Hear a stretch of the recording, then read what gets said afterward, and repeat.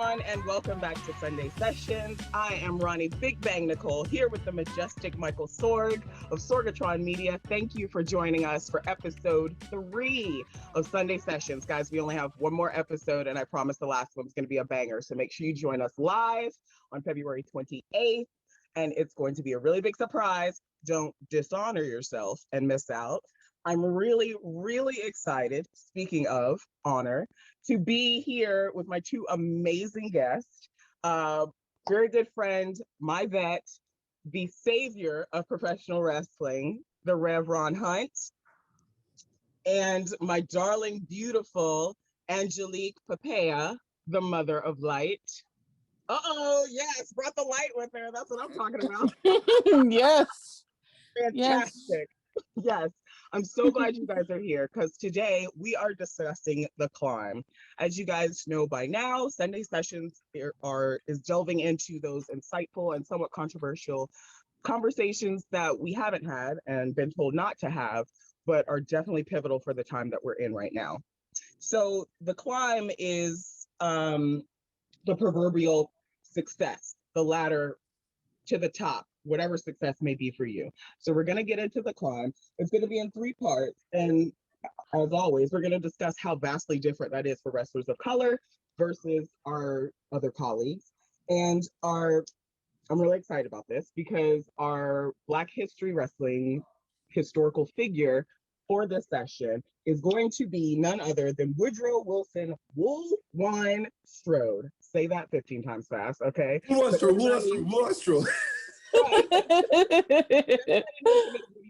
So it's going to be, I'm really excited because he is actually the first Indigenous and African-American wrestler that we're going to feature.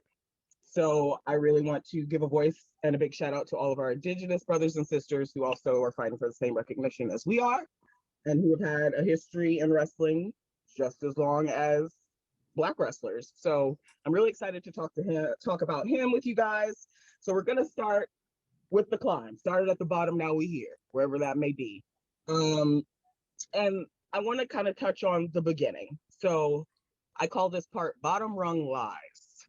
The things that we weren't necessarily aware of when we started this journey, you know, as we're starting that long crystal stair to the top, so to speak.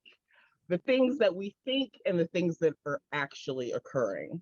I'm gonna have to go age before beauty this time, Mother of Light, and we're gonna start with you, Rev, and you especially being signed to Ring of Honor, COO. Is that it? Of Shane Taylor. Yep, all the labels and all the right, all the labels, things and stuff. America's best newsman.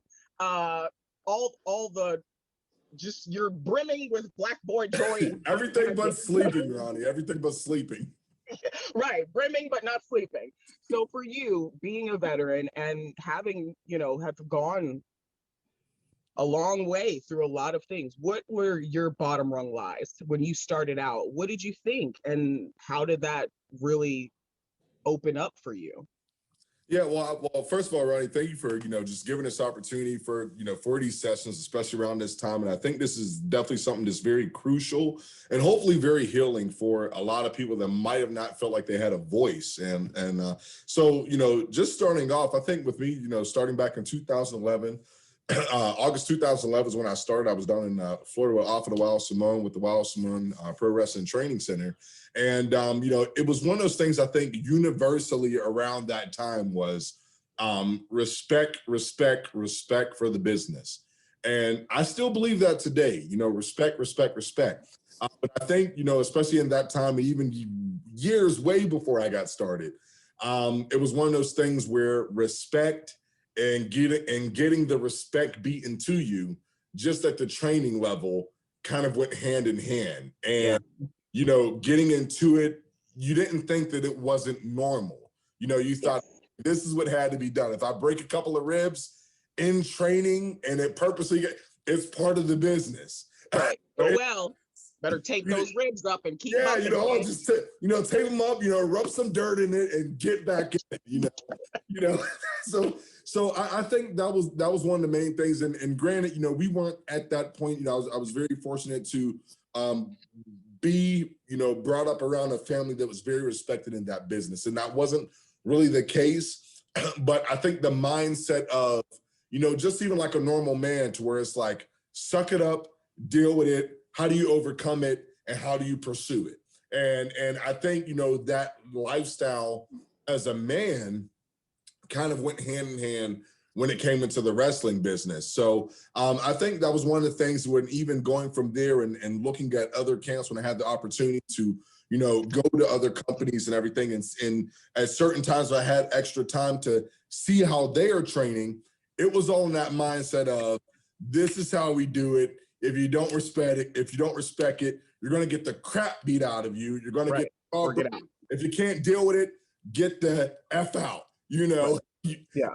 And so I think, with a lot of people that grew up within about that 10 to 6, 10 to 5 years, to start to kind of progress around about 2015, where we slowly started to see things kind of ease out a little bit more consistently. But I think around, 2015 at the latest, so all the way back, especially all the way back, you were back to the thing that it was the mindset of, this is how you start in this business. If you don't like it, get out and find another job. And I think around that time, a lot of people dealt with a lot of hard stuff that they just felt like, I got to swallow this up, because if I say something about it, I'm perceived as weak. If you're Black, you're perceived as a problem child, and you're weak. It was. I mean, Ron, you can attest, like, it was a lot of problems to where, in general, you will be perceived as one way, but if you're Black, you're one way, and this, and this, and this. A whole lot more. And then some. And then some. And some extra stuff that, has nothing to do with it. But so, Angelique, how was that? Oh, your face. Tell me what was because you're. Okay, I can hear you. What's going on? I'm sorry, babe. You said you're 2 years, right? I'm 4 years. Okay. So that's including the time I started training. How was your journey? What were those things at the beginning that, like Rev said, you may have come in with or thought about, but realized the differences, especially as a woman of color, and especially as a unique woman of color, because they don't love that. I could definitely agree with like certain things that he was saying. But I feel like by the time that, can you still see me? Because it just went black. Yes, you're good. Okay, awesome. Okay. Because I started training around 2016. So that's when, like, in a sense, like, wrestling was slowly changing, and there was the people were starting to do the whole new school thing, and that the old school rules, even though they were kind of still there. So I could totally relate to certain things that he's saying. And this is kind of for a person that, my trainer is an African American man.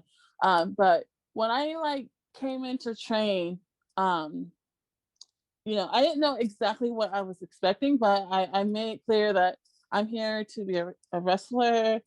And that's it. And they were just trying to, I guess I am assuming every female wrestler goes through this when they start trying to scare you and be like, oh, you're gonna break into pieces and stuff. And I was just like, wait, listen. What? Break into pieces? What? Yeah, like, like the whole like bumping and stuff like that. Like they try to put that fear on you, and I'm just like, well, if it happens, it happens. I'm sorry. I'm gonna let you finish. I'm sorry I just Kanye'd you. I want to know about this because ain't nobody say nothing to me. Okay, like nobody was caring if my pieces were everywhere. What? I think it was more. I think the Kit Kat. I think it was more like. Well, they wasn't like being like rude about it. I think it was more so like joking, but like it's like when you're like because I was like at my tryout, I was like the only girl, and like the first thing they see is, okay, oh, a girl, she thinks she's gonna be a wrestler. Okay, let's see what she got. And like I'm like, okay, I'm like, I mean, I don't have nothing to prove. Like, I don't have like an athletic background, because I am a goddess from Legendland, and we don't have sports like that going on. So, just give me what you want to give me, and then I'll decide if I want to, continue. Because it's like you're trying to like scare me, but I really didn't have like high expectation. It was like, okay, let's get in the ring. This is how training is going to be. You know, where guys, who have sports, have like sometimes come in with this huge ego. Well, I did this and I did that, and I'm just like, I'm just here. Right. I'm just here. But like, the whole like, the respect thing, and keeping quiet and stuff like that. I don't know if it's like the black woman inside of me, but you start to like when you first start training, you like when you start training, you get all excited and stuff like that. But when you get like thrown out there, you start to notice um certain things, and that kind of makes you raise your eyebrow a little bit. And So what did you there's certain start to things. notice? What did you start to see after you had been doing it for a little while? Like what, especially as a woman of color coming with such a unique personality and a unique view of wrestling, what did you see starting out that that was the eyebrow raise, that was the side eye?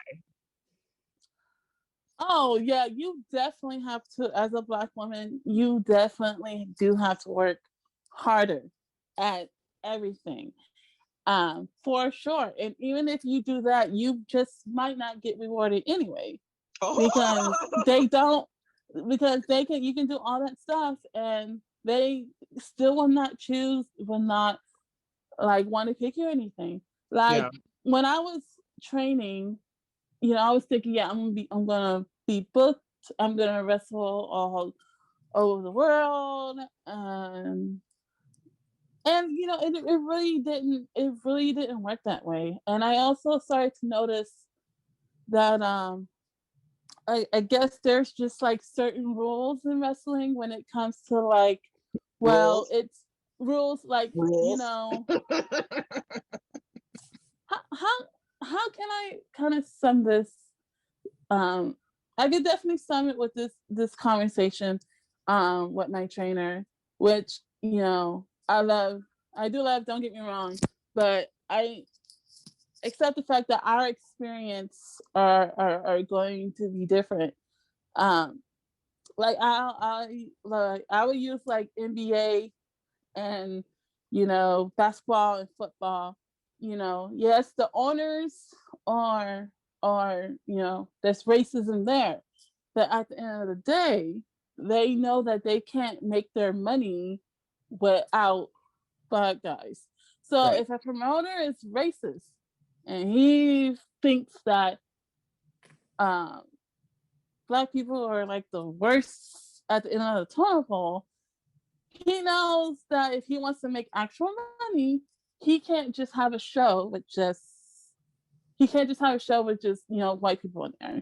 And it's the same thing where some promotions, they have people of color on there, and sometimes how the LGBT community there, when they have like huge, like their intention is to make more money, but at the same time they don't care for like certain certain individual of that group.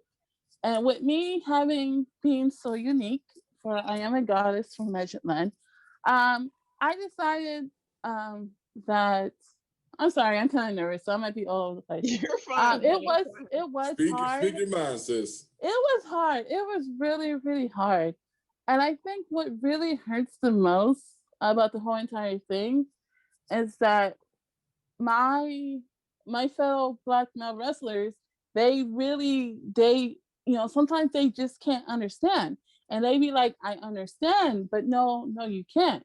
There's been times that I've been in situations where I will go out my way to shows to help with setup because I just want experience. Like, please. Because my fellow, mind you, I am the first female trainee at DFW of her wrestling, like the first female trainee.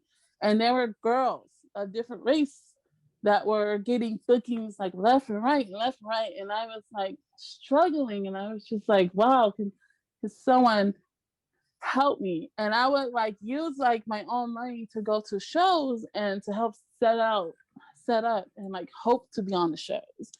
And I've been in situations where I started to realize they just wanted to use me for setup. I've been in situations when they had me where wrestlers have called in and I was like, well, I have my gear. You know who my trainer is. You know who I'm trained by. I'm ready. And they had me call someone else to come to the show. Right. And it really sucks. And then you have people telling you, well, your gimmick. Number one, it's not a gimmick. Okay, this is all real here. Let's make that clear.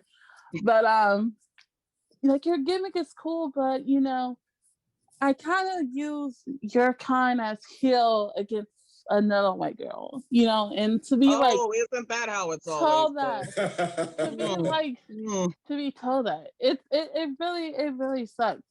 And then I remember I had this like discussion with my trainer, and I remember he asked me this question, and and like me and him would like kind of go back and forth with that because it was to the point that like I just felt like at the end of the day he would never be able to relate to me because he's different experience. The privilege is very different. He's an African American man. He would deal with racism, but he has that privilege where hey, we need a guy. Okay, we're gonna pick you. Oh, we need girls. Okay, well, sometimes it's the promoter is attracted to a certain girl and you just might not fit what he finds attractive. But I remember he told me he asked me this question and he was like, when you're in that ring, how can people relate to you? Like, how can they relate to you? And we had these conversations so many times before then to the point that I got exhausted. And I wanted to answer, but I always tried to be respectful, and I didn't want to be disrespectful towards him. And it was constant. And that doesn't mean that my trainer is a bad person. It's like he won't understand my experience. Right. But if I was going to answer, I would have been like, they can only relate to what the media tells them what I'm supposed to be. I'm supposed to be this, I'm supposed to be that. I'm supposed to be all these things, and that's not what I am. I have been told that I don't come off aggressive, but I don't come off as an aggressive way that they want me to. But it's just like, you mean the angry Black woman that the angry Black woman as? And I was the negative attitude. Yes. And... Right. Oh, but you guys only want like the anger and the attitude when you want the me attitude. to heal up. That's so like when it's convenient for you and it's comfortable for you. But any other time, just go on and water that all the way down. Is that okay? Yes, cool. Exactly. Yeah, and then and each to their own. To their own. And like my trainer is amazing. He is the measuring stick of professional wrestling. Lou Gotti. He's a boss. He has a certain energy that he has. I can't be who he is. I can't be that kind of boss. And I can be my boss in my white dress with my lights, with my blue hair, and be whatever I want to be. I think also your trainer, like a lot of our trainers, come from what Ron was referencing earlier, the early generation. And so Ron, I think you and I are actually of the same because I started like 11, 12. Yep. So I was right in the thick of that. Yeah. Oh, goodness. Yeah. And you And were being a before female me. too, even I more. mean, so a lot of trainers from the earlier period had definitely an experience of more of a Wild West sort of atmosphere that truly mimicked our society in the sense of how wrestling and race were intertwined. So, and misogyny and the patriarchy, but we won't go into all that, but it was definitely more accepted and not spoken about. And I don't know about y'all, but Chili told me about how he got hired, and it was because he beat a guy's ass, and Paul Heyman saw him. So he literally got hired because of violence. Yep. So all like all of my trainers were like that. And again, just like you're saying, it's not disrespecting them because they are, at least in my opinion, my trainers are some of the best in the world. You know what I mean? Yes. Like I would not have been able to travel the world and have the experience that I had if I didn't have a good, strong foundation with these people. That's not what I'm saying at all. But I was trained by 2 white dudes and 3 black dudes who walk around the locker room with their dicks out and, think it's appropriate to touch women. Now, I'm not saying that's what happened to me, but like I'm seeing this as I'm training early on, and I'm thinking, I'm coming into the business. Okay, I did make the mistake of watching The Wrestler a few times. That was probably not a good.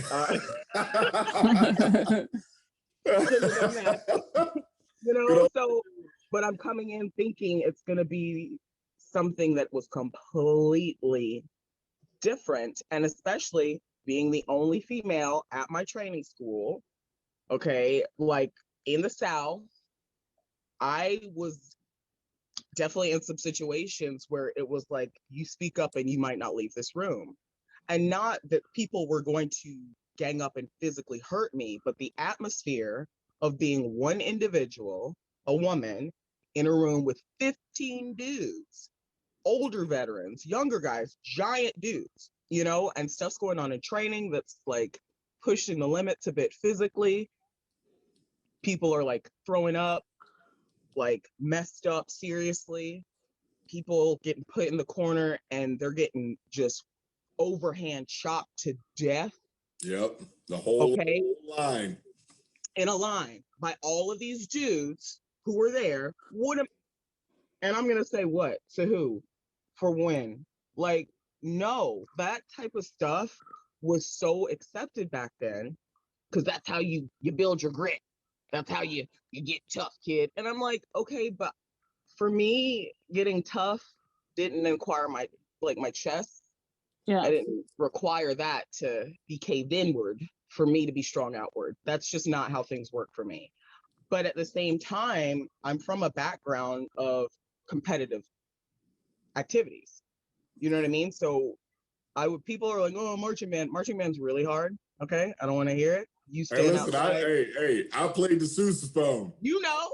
Standing I outside know of what it bed, is. 8 to 8, getting yelled at in the heat. Your butt crack, sweating. You can't take a water break when you want one. Okay, you got to learn 85 pages of drill because they're trying to close spot.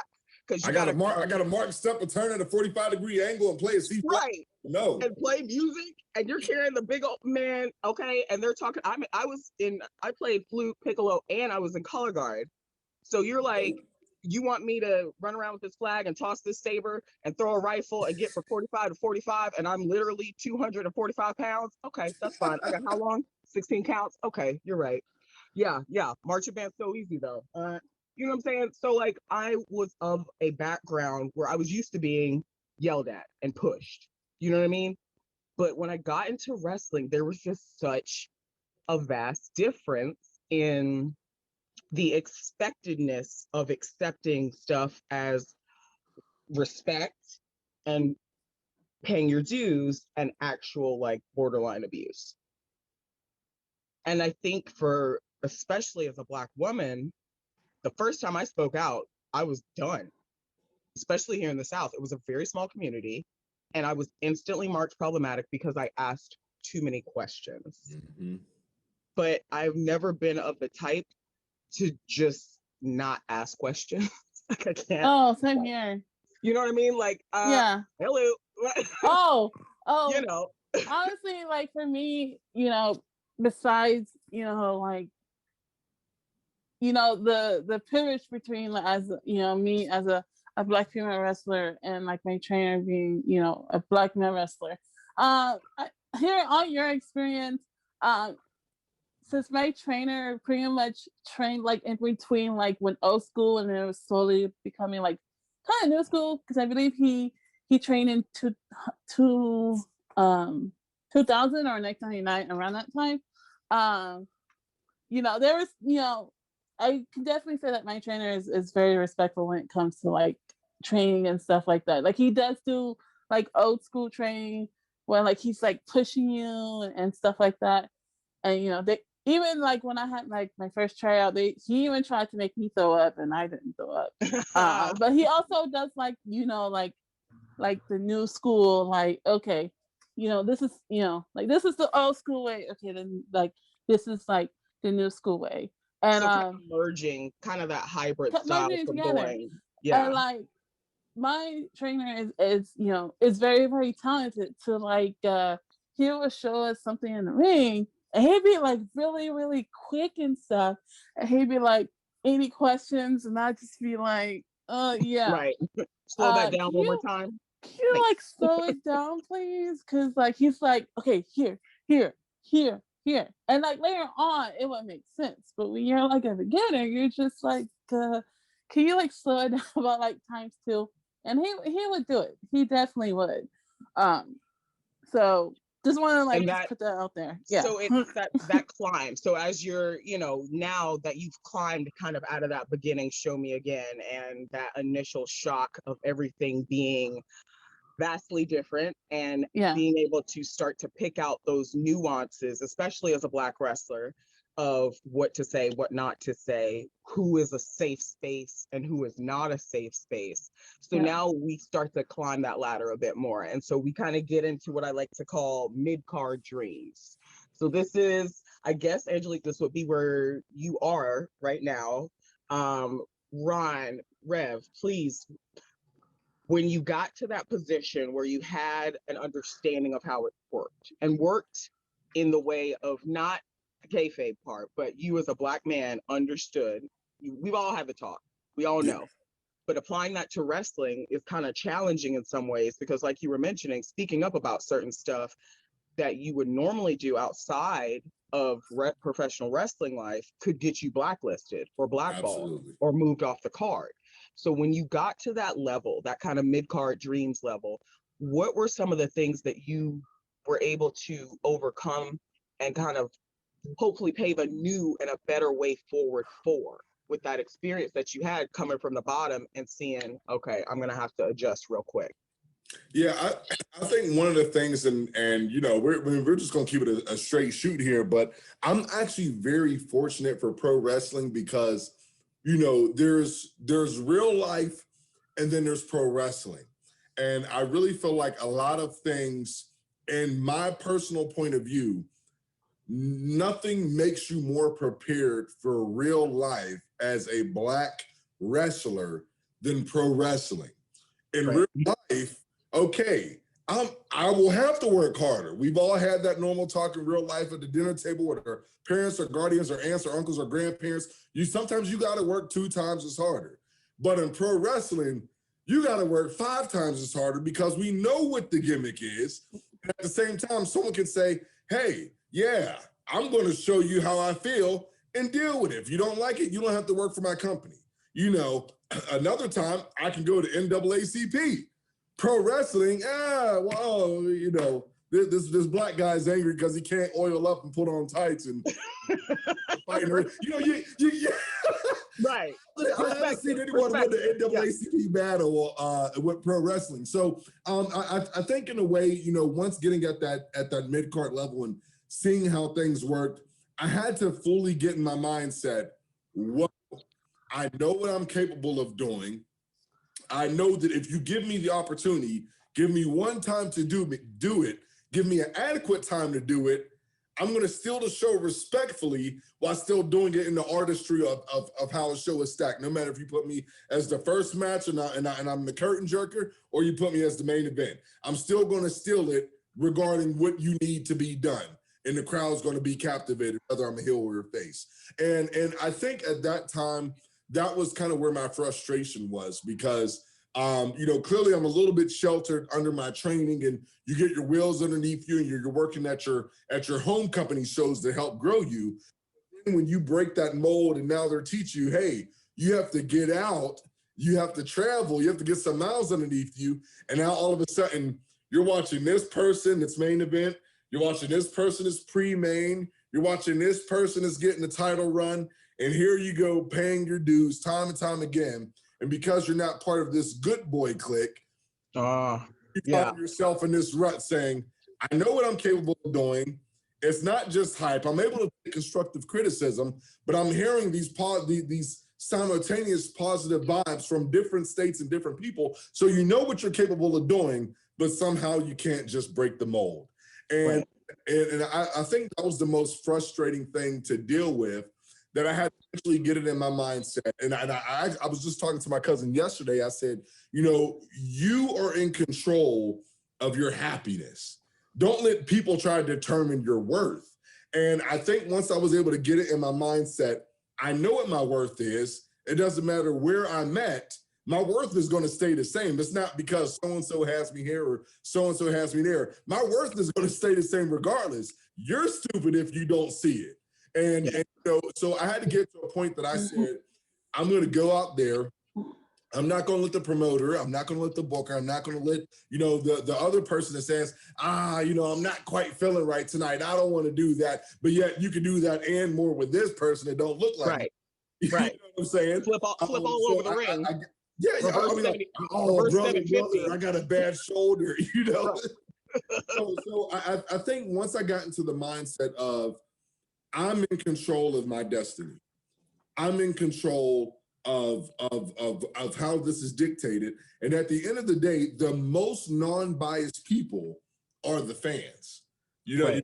And so I think when I looked in the mindset of the true art of this, and even now still today, I believe it is, listen, the booker brings you in and everything, but your job is not to pop the boys and the girls. Your job is to give it to these hard-paying fans that might be spending their last dime to get here.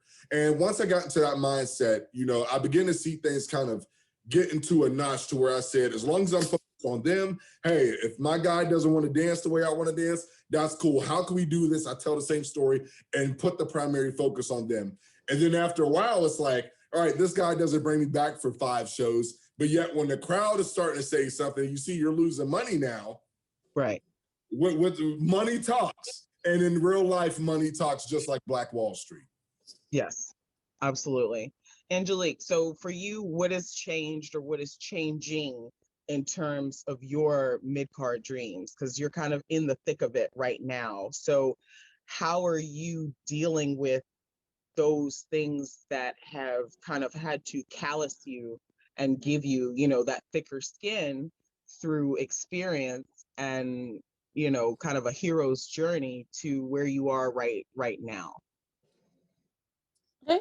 I just want to say he was preaching. I mean, he is a ref, so yeah. And it's on Sunday, so it's appropriate. I can definitely relate to like certain things that he has said. So like pretty much what he was saying, it's you learning your worth. I don't have much experience, of course, because I'm still a greenhorn, and I can always improve on a lot of things. There's times that I could have trained harder than I could before. But like the one thing, because at the moment I am not active with the whole COVID and everything. And then like just dealing with like as a female, with the whole speaking out and stuff like that. It's a perfect time for you to reflect on certain things because Because I'm not sure if like you had this experience where like it's to the point that you're so frustrated and you're crying and like no one just don't understand, like no one Girl. no one Yeah. understands, and like no one clearly um just don't understand, um or don't want to like understand, and then people are just like, it is what it is, and I'm just like, I and this may come off as a big head, and that's not like what I'm trying to do. And I even had to tell this to like my dear friend. Shout out to, I'm not sure if he's ever gonna see this, but shout out to like CT Jones, my white wrestling friend, because like he would listen to like my frustration. And of course he couldn't relate, but he would listen, and like he would go out his way to, help me, like try to get me books and shows and stuff. Um, but like there were just times I was just in situations where I was watching other people wrestle, and I'm just like, no offense, like I love seeing you guys wrestle. I like seeing you guys um, being supportive, but that's not when I left Legend Land one, pay all this money, dealing with all these emotions that I had to deal with as a wrestler. That's not what I came in to be. Like I came in here to be a wrestler, and I slowly started to like know my worth, and being like, I can't be the best. I can't be like the best wrestler. And it's also at the same time you should, like, I do agree with keeping your mouth shut and your eyes open. That's not right. Keep your mouth shut and your ears open. Sorry. But you definitely have to be careful what suggestions that people are throwing at you, and Sure. how people are taking or giving like criticism. Um, I remember I went to a seminar. I think like, I'm not sure if I'm saying his name right. I think he's at the hospital. I think his name is Conan. Conan? Conan? Yes. Yeah. And I remember he said, he told me this. He was like, be careful what criticism um, that you take from certain people, because a lot of people who are vets will like take advantage to try to build you down. Like if you have like, one thing he suggested, if you have a crappy match, a vet's gonna be like, your match was really shitty, but this is the way that you can fix it.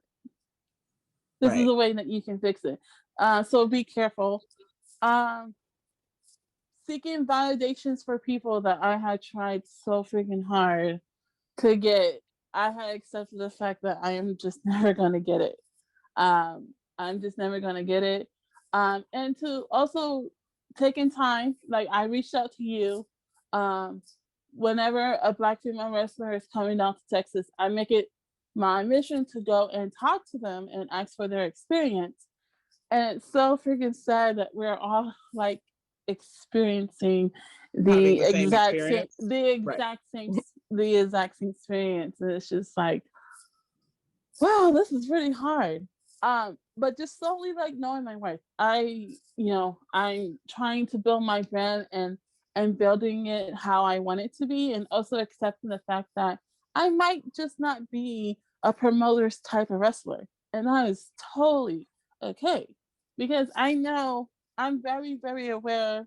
I know that I, in a sense, am a bad bitch. I know that I can be the best wrestler that I can be, and I know that I can be a legend of Hell professional yes. wrestling. Hell It's yes. me. I had to accept the fact that I had to agree and see myself personally that I can do it, and not worry about what other people are saying. Because at the end of the day, it is a competitive sport.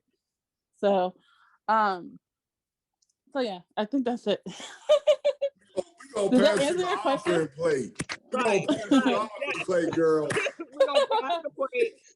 Y'all please make sure that you put in enough. We are trying to replace the Black Jesus statue out front that was vandalized earlier this week. We will have Sister Pearl, who will be collecting that additional $10 from everyone. We're gonna have the choir go into hymn number 382. Okay, we are not using the iPhone hymnals, everyone. We are using the original red version. Okay, so we're not going to be having that. Jesus didn't have an iPhone, neither should you. All right. Oh, she Choir. called me. Okay. Don't forget about the Called me. refreshments I saw the red after hymnals service. too. Y'all, I'll see y'all after service in the fellowship hall. Yeah. What refreshments? Take one plate at a time for yourself. White somebody put a honey bun cake. It's gonna be off the chain, right? Yeah. 2 pieces of chicken, some greens, Oh yes, and 1 piece Oh of bread. yes. Now you're talking. guys. With, So we off topic. with the bowl that I call the Jesus juice. It's the fruit punch and Sprite. Sometimes Oh yes, mix yes. Yeah. depending on what annual service it is. Listen, I was not allowed to have that because when she got a little sugar and little Nicole, oh, it's a wrap. Oh, it's Like, she ain't making it to second service. okay, listen, I couldn't sit still, hopping everywhere. Okay, we in children's church trying to watch VeggieTales. I'm trying to build stuff. Okay, talking about I'm about to build the Tower of Babylon. Okay, can you sit down, please? Like, yeah, I couldn't have any of the juice. My mom cut me off with the juice. Um, when my grandmother, and this is so off topic, y'all, but it is Sunday sessions and we in church. Okay, my grandma was primitive Southern Baptist. Okay, so that was a one-room church in the woods, and they would set the food up in the middle of the church, and service was like 3.5 hours long, guys. I'm not even kidding you. Okay, so I'm watching like all this food, and like sitting there trying to sniff. You're trying to vicariously eat it like. Right, I'm trying to vicariously eat through the Holy Spirit. I'm hoping that it's gonna, it never worked out for me. But long way around, I think it's what you said, Angelique, is true that we all are having these experiences. And how much does that speak to the industry changing? What does that truly say? Because we can see the difference and the shift in training styles just through our conversation. But the perception of Black people, especially Black women, maybe some of the fetishism of our Black men, let's just call it what it is. They love to throw the mandingos out there. Hasn't changed. It hasn't evolved, so to speak, as much as we would have liked. And it definitely hasn't afforded our fans and the people who watch wrestling, I believe, a full picture of what is out there and what is representative of people of color and entertainment in general. You have so many people dialed into different forms of entertainment right now, not only because we're all locked down with the pandemic, but because we as a collective people are kind of waking up to these different realities of us not being as divided as we thought, especially financially. It's not just certain people losing out, like everyone's losing right now, and we're all trying to fight and survive. And I've always said wrestling should be a representation of what the world really is, and we're 2 Black women right here with 2 very different characters, with 2 very different personalities, but sharing the exact same experience of not being seen. It was like one thing he said, you gotta work you gotta work 5 times harder. But we, and even seeing the women on mainstream wrestling, we are so easy criticized. If our wrestling is not great, they criticize us about that. But if our wrestling is good, but if our mic skills are not the best, they will criticize about that. If our wrestling and our mic skills, they might criticize about our looks. Like it's always something just to find, and that's how it is in like entertainment business in general. And it's just to the point, like, yikes, like I have people trying to change who I am. Like, well, why won't you just be this and you be that? And I'm like, well, this is who I am, and I'm open for like options, which maybe do this or do that. And there was times that I try to get more advice outside of like the training center, because I was like, wasn't necessarily getting it there. And then, I had people like Mercedes Martinez and Faye Jackson telling me, just be bigger, be more. Because you have to, because I can't, you know, I'm not saying who's wrong in that conversation, but when it comes to like the hair color situation and stuff like that, I get it. I totally get it because we have to stand out. We have to exactly like stand out. Like you can have 10 different 10 different blondes, but that's only that one spot for that black girl, and we all have to fight for it.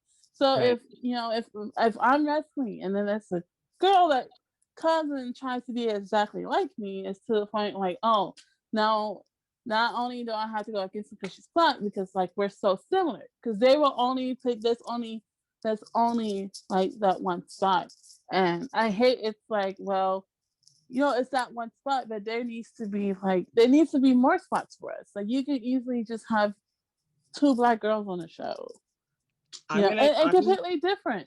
I'm gonna challenge you to not accept that. Oh, Period. I'm Just not. in the sense that there's room at the table for everybody to eat. There's a seat for every single person of color at the table, because there is some child or some individual out there matching your characteristics, relating to you. You may not even see them, you may not even know them, but you have to be able to be visible for that representation to actually count. It doesn't count when you just fill that one black spot. We are past 90s TV where there's the token black friend. We're done. Yep. Because as we've seen, there's such a vast array of what it means to be a black person. None of us are monoliths. You know, Yeah. the whole caricature of what it is to be black died ages ago. It's always funny to me that black people are often stymied and pigeonholed into being a certain way, but all facets of our culture are appropriated Oh in different yeah. ways. So interesting how that happens. That I was just having that conversation today. Like, we don't get the chance. We're not allowed to be anything other. Okay, so you can't have teal hair. I can't have red hair. Ron, you can't be a Rev because black people are Revs. You know what I mean? Like, who are you to tell me who I am and what I can be, when I was always taught you can be anything you want to be. And if I'm not mistaken, that was the American dream, that you could be whoever you wanted to be. Or does that only apply to a certain sector of the population? Interesting. It's very and that's the only thing that's like the only thing that keeps me going, because it fucking sucks. It does not feel good. If I can make as much of an impact, so like a girl, because it's not just you're dealing with more like, you know, the stuff mentally with wrestling as you're starting. Oh, And then yes. you're adding so much more, and it's not fun. There's been times that, you know, like, don't get me wrong, I'm happy and I hate it when like people try to make you out to be negative, and I'd be like, no, I'm happy that everybody's getting their spot. Babe, look, you But don't have to I want to be qualify out it. there too. Speak I You don't ever have to qualify I it. want to be out there too. I love you Yes. guys tons, but I did not pay my training fees on time at that to, you know, to just stand there and watch people wrestle. I want to go out there. I want to make a name for myself. And like, it really sucks that like I had people look at me like all like naive and stuff. Like, you really think you can be like a star in wrestling? Like, you can be a legend? Yes, And I like, absolutely believe that. I'm not sure like, where you lost it, wow, but like I can't do nothing. I'm just supposed to be just, you know, a side. And you know, that's the only thing that keeps me going, because it's not fun. I've been crying. There's times that, you know, I don't have the energy to get to training, because it's just like, what's the point? Because no one believes in me. It is a mental toll. It's not fun. It's not fun. It Ron, you really gonna isn't. jump in? Hold on, Yeah, Angelique. I would say real quick, Ronnie, and just to encourage you. And this is a weird thing, because Sorg will tell you, and he's probably off camera laughing when I say this, but I sometimes have a weird comparison. But I'll often say that, especially with us being black, there's a difference between the basics of artistry, and then you have your flavors. And I think a lot of times when it comes to being a Black wrestler, people that do not necessarily agree with you being an African-American wrestler, being a Black wrestler, being an indigenous wrestler, whatever your minority group is, they don't necessarily agree with it. So what they do is they mask, here's how the artistry is done, to then cover you up and try to change your flavor.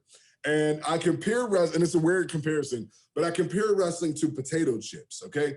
You have your artistry of it, okay? Potato chips are a potato.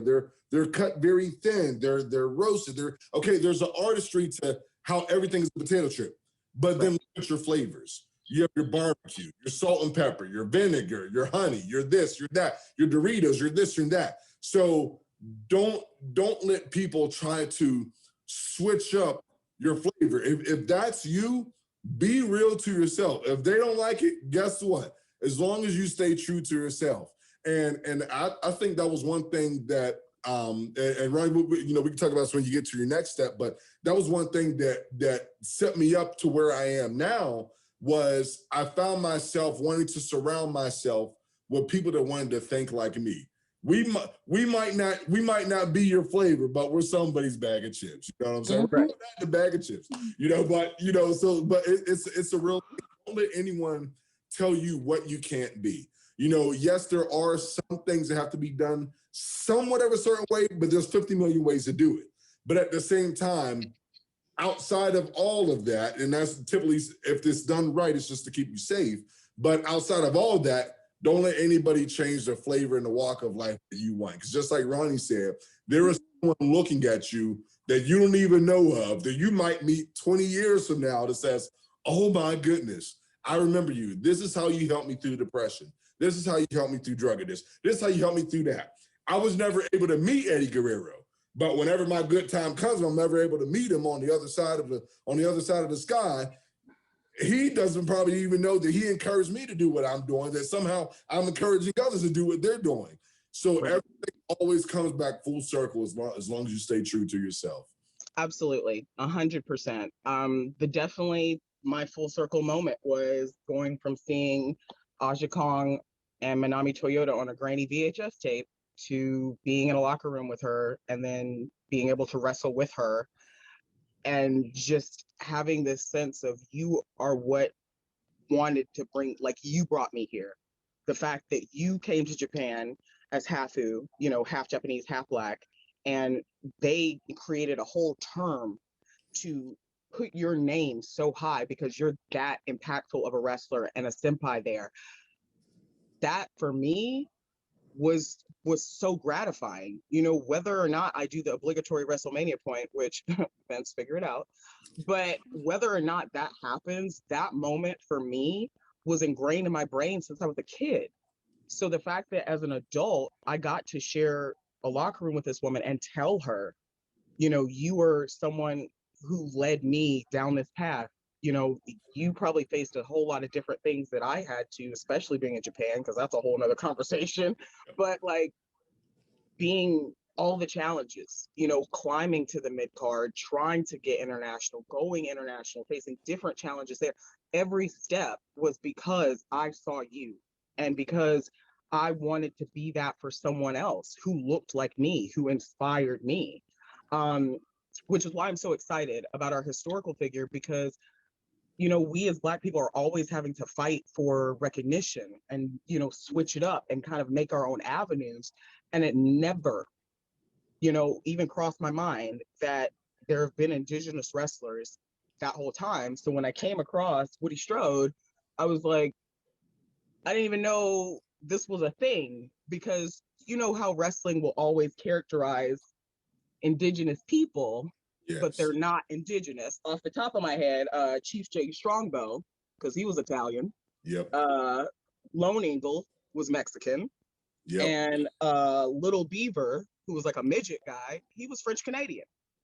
So I mean, and what are we doing? Like, so it's just so strange. Well, I'm excited, but it's so strange how all of the minority groups have been in wrestling for so long, have such a rich history.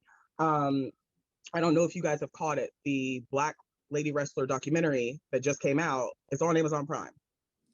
So I'm gonna watch it. Make sure, yes, it just came out. So make sure you guys check it out because it is, okay. We're not going to go there. What is good? Yes. Oh, but I did also want to shout out these specific Indigenous wrestlers who have been around a long time and they're fully Indigenous. I'm not shouting out anybody new. So my Indigenous friends who are new, this isn't about y'all. Okay. But I love y'all. Okay. But Chief Joseph War Eagle, who went pro at 17 years old in 1916. Nick Lassa, Chief Little Wolf, who was pro in 1932. Okay, and that was Great Depression, if I'm not mistaken. So you're talking about he's trying to wrestle and be. Goodness gracious, I got gray hair just listening. Okay, because the journey as a pro wrestler is rough, even in these times. So you talk about, y'all ain't have money, having, a one potato in the water soup and calling that soup. I don't know how. Taking pay cuts. Right. What was the pay cut then, brother? Yeah. Who else? Ben Bolt, Mays McLean, Chief Don Eagle, Princess Tonatoma, Chief Big Heart, Princess Little Cloud, and Princess Victoria, who I actually did know about because when I started pro wrestling, some of my trainers who were like, "Oh, she's a little lady. I guess she should watch some ladies." So they sent me a match with her. They sent me Susan Tex Green and a couple other, older ladies. So I was, very happy to know of her.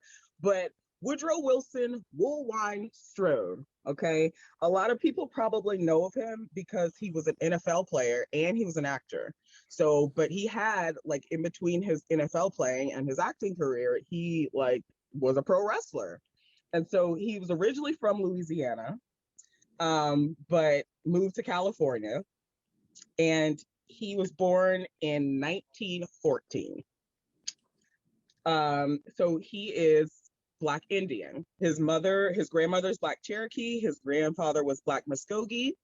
And he started wrestling at about 1941 and was active from about 1941 to 1962. But the cool thing is that he actually teamed with Bearcat Wright and Bobo Brazil. So those were kind of like his road dogs while he was. Sidekick Media Services. We are your sidekick in business for social media, video production, and more. Find out more at sidekickmediaservices.com.